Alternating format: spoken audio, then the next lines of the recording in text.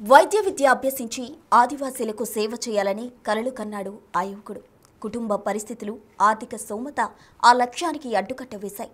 Doctor కాలేకపోయినా ఆర్ఎంపీగా అయినా తన వాళ్లకు సహాయం చేయొచ్చు అనుకుని ఇంటర్ తర్వాత ల్యాబ్ టెక్నీషియన్ కోర్సు చేశాడు. ఆ తర్వాత ఓ ప్రైవేట్ ఆసుపత్రిలో చేరి ఆర్ఎంపీ సేవలు నేర్చుకున్నాడు. ఇక తన గ్రామానికి వెళ్లి ఆర్ఎంపీగా స్థిరపడాలని నిశ్చయించుకున్నాడు. కానీ ఇక్కడే విధి మరోలా తలచింది.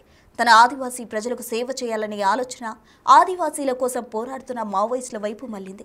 అడవుల్లో దుర్భర పరిస్థితుల్లో బతుకుతూ తమ కోసం పోరాడుతున్న విప్లవకారులకు సేవ చేయడమే కరెక్ట్ అనుకున్నాడు.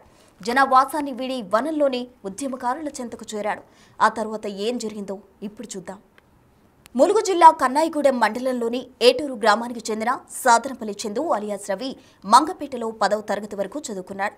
మందమరిలో ఇంటర్ పూర్తి చేసి డాక్టర్ అవ్వాలనుకున్నాడు. ఆర్థిక పరిస్థితుల దృష్ట్యా తన కల వదిలిపెట్టలేక ల్యాబ్ టెక్నీషియన్ కోర్సు పూర్తి చేశాడు. ఆ సమయంలోనే భద్రాచలం ఆసుపత్రిలో ఆర్ఎంపీ శిక్షణ పూర్తి చేసుకున్నాడు. అప్రెంటిస్షిప్ కోసం హైదరాబాద్కు వెళ్లాడు. మంచి ఉద్యోగంలో చేరి తమ కుటుంబాన్ని బాగా పోషిస్తాడని భావించారు చందు కుటుంబ సభ్యులు. కానీ ఆ సంతోషం ఎక్కువ రోజులు నిలవలేదు. జీవితంలో ఎంతో ఎత్తుకెళ్లాలని భావించిన చందు చివరికి విగతజీవిగా ఇంటికి చేరాడు. కర్రెగుట్టలో జరిగిన ఎన్కౌంటర్లో పోలీసు తూటాలకు బలయ్యాడు. రవి మొన్న కర్రెగుట్టలో ఎన్కౌంటర్ అయిన విషయం అందరికీ తెలిసిందే. కామ్రేడ్ రవి గానే మీకు అందరికీ పరిచయం. కాకపోతే మాకు చిన్నప్పటి నుండి నీరాజు, సాధనపల్లి చందుగా మాకు ఆప్తమిత్రుడు, మాతో ఆడుకుని పెరిగినవాడు. వాని స్కూల్ డేస్ మొత్తం పక్క ఊర్లో అయినప్పటికీ ఇంటరుని ఎమ్మెల్టీ వచ్చేసి మందమరిలో జరిగిందండి. స్కూలు ఫస్ట్ నుండి 10th వరకు మంగపేటలో చదువుకున్నాడు. ఆ తర్వాత కోర్సు రీత్యా దాని మెడికల్ ల్యాబ్ టెక్నీషియన్గా భద్రాచలం గవర్నమెంట్ హాస్పిటల్లో చేయడానికి వెళ్ళిండు. అట్లుంటే అజ్ఞాత జీవితంలోకి వెళ్ళడం జరిగింది. అప్పటి నుండి ఎవరికి టచ్లో లేకుండే. ఆ తర్వాత కొన్ని నెలల క్రితం ఒక 2-3 months క్రితమే మాకు ఇట్లా జరిగిందని తెలిసింది. తర్వాత అప్పటి నుండి మాకు కాంటాక్ట్లో లేడు. మేము కూడా వాడిని ప్రతిరోజు తలుచుకుని ఉండేటోళ్ళం.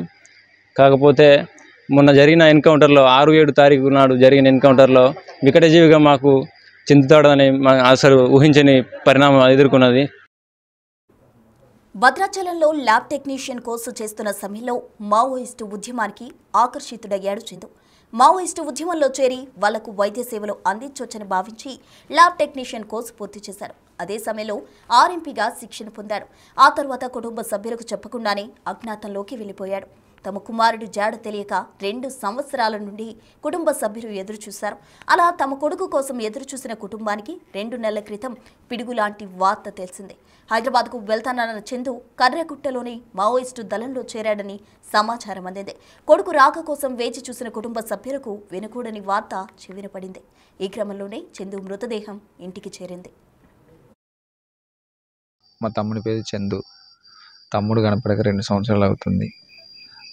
మధ్యలో అమ్మకు బాగా హెల్త్ బాగాలేకుంటే ఒక 5-6 నెలల క్రితం ఫోన్ చేసి అమ్మని మంచిగా చూసుకో, అమ్మతో కూడా మాట్లాడి నేను అత్త అమ్మ నువ్వు మంచిగా ఉండు జాగ్రత్త అని చెప్పిండు. తమ్ముడు వాళ్ళకి పోయిన విషయం కూడా మొన్న జనవరి నెలలో మన కన్నగూడెం పోలీసు వాళ్ళు ఇట్లా జరిగింది, మీ ఊడు 30 మంది చనిపోయిండు, మీ బాడీ తెచ్చుకోండి అని వాళ్ళు చెప్తే తెలిసింది. అది పుకారే అయింది.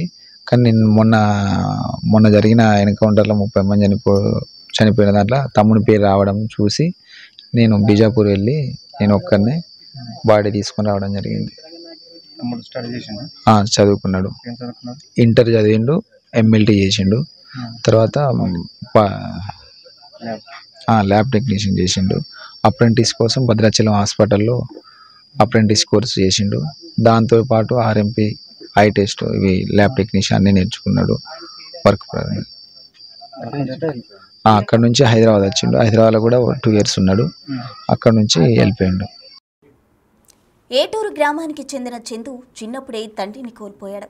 చందుతో పాటు తన అన్న రాజును కూలి పనులు చేసుకుంటూ తల్లి పోషించింది.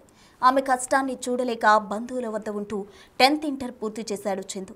భద్రాచలం ప్రభుత్వ ఆసుపత్రిలో ల్యాబ్ టెక్నీషియన్ కోర్సు పూర్తి చేసి మావోయిస్టు దళంలో చేరాడు. గెరిల్లా ఆర్మీ ప్లాటూన్ 1కు వైద్య సేవలు అందిస్తూ అజ్ఞాతంలో ఉండిపోయాడు. కంప్యూటర్ పరిజ్ఞానం కూడా ఉండడం చురుకైన వ్యక్తి కావడంతో అనతి కాలంలోనే దళ సభ్యుడిగా ఎదిగిపోయాడు. 5 నెలల క్రితం దళ సభ్యుడిగా బాధ్యతలు తీసుకున్నాక తన అన్నకు తల్లికి ఫోన్ చేసి మొదటిసారిగా మాట్లాడాడు. అమ్మను బాగా చూసుకోవాలని, త్వరలోనే ఇంటికి వస్తానని తన అన్న రాజుతో చెప్పాడు. అప్పటి నుండి అజ్ఞాతం వీడి పోలీసులకు లొంగిపోతాడని కుటుంబ సభ్యులు, బంధువులు భావించారు. కానీ చివరకు సాయుధ బలగాలు చేపట్టిన ఆపరేషన్ కర్రెగుట్టలో అమరుడయ్యాడు. ఈ నెల 7న ఎన్కౌంటర్లో మృతి చెందిన చందు మృతదేహం వారం రోజుల తర్వాత కుటుంబ సభ్యులకు అప్పజెప్పారు బీజాపూర్ పోలీసులు. ఈ క్రమంలోనే కుటుంబ సభ్యులు, స్నేహితులు, గ్రామస్తులు అశ్రు నయనాల మధ్య రవి అంత్యక్రియలు జరిగాయి. మా అన్నయ్య చనిపోయినాక మా దగ్గర కూడా చదివిండు కొన్ని రోజులు. ఇక అక్కడ మంచిర్యాల కాడ చదివిండు. ఆ నుంచి భద్రాచలాన కొన్ని రోజులు ఉన్నాడు. ఉండి ఇక మా మామయ్య చనిపోయేటప్పుడు వచ్చిండు. వచ్చి చూసి ఆ నైటే 10 గంటల నైట్ పోయిండు. పోయి ఇక మళ్ళా అప్పటి కాడ నుంచి ఇక నేను హైదరాబాద్లో ఉంటానా అక్కడనే అన్నదే మాకు తెలుసు. వాళ్ళ పోయిన ఇక ఫోన్ చేస్తే ఎత్తుతలేడు కొన్ని రోజులకు. మా మాయ చనిపోయినాక 5-6 రోజులకు నా బిడ్డ ఉన్న అల్లుడు ఆడికి వచ్చారు అన్నట్టు. అన్న కొడుకే నా బిడ్డని ఇచ్చిన. ఇక ఆడికి వచ్చారు. ఆడికి వచ్చినాక ఇక మా 2-3 రోజులకి ఈ కార్యక్రమం అయిపోయినాక నీరాజుకు ఫోన్ చేస్తే కలవట్లే. ఇక అస్సలు కలవట్లేదు. ఇక ఏడున్నారా ఇక 2-3 నెలలు చూసినాం. చూసి రా నీరాజు ఆడు రాజు, ఈ పెద్దోడు రాజు ఏరా మరి ఆడు ఏడపోయిన సంగతి తెలియదా, మరి వాడన్నా చంపేసిండా, ఎట్లా చేసిండు, మరి ఏ పిల్లనన్నా తీసుకొని పోయిండా, మరి ఎట్లా రా మనకి ఏ ఆజుక తెలుపుతలేదా అని చిన్నోన్ని అన్నాం. అంటే ఆడు ఆరాధీసుని మొదలు పెట్టిండు. కానీ వానికి ఇక ఎట్లా తెలిసిందన్న విషయం కూడా ఇక నేను